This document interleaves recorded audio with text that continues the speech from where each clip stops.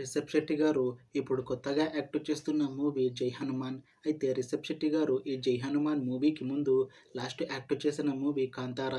అయితే 'Kantara' movie release అయ్యి చాలా పెద్ద హిట్ అయ్యింది. అయితే 'కాంతార' మూవీ రిలీజ్ అయ్యి 2 ఇయర్స్ అయిపోయింది.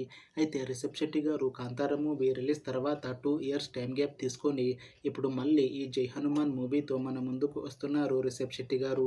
చూడాలి రిషబ్ శెట్టి గారికి ఈ 'జై హనుమాన్' మూవీతో కూడా ఒక మంచి హిట్ వస్తుందా లేదా అనేది మనం ఈ 'జై హనుమాన్' మూవీ రిలీజ్ అయ్యాక చూడాలి.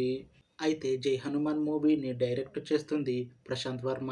ఇంకా ఈ మూవీని ప్రొడ్యూస్ చేస్తుంది నవీన్ ఎర్నేని ఇంకా వై రవిశంకర్.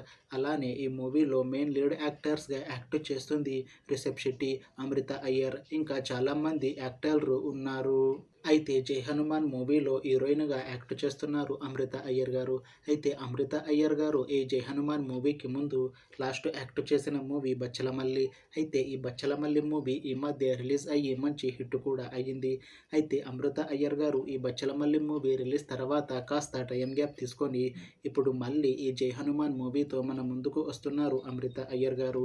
చూడాలి అమృత అయ్యర్ గారికి ఈ 'జై హనుమాన్' మూవీతో కూడా ఇంకొక మంచి హిట్ తనకి వస్తుందా లేదా అనేది మనం ఈ 'జై హనుమాన్' మూవీ రిలీజ్ అయ్యాక చూడాలి.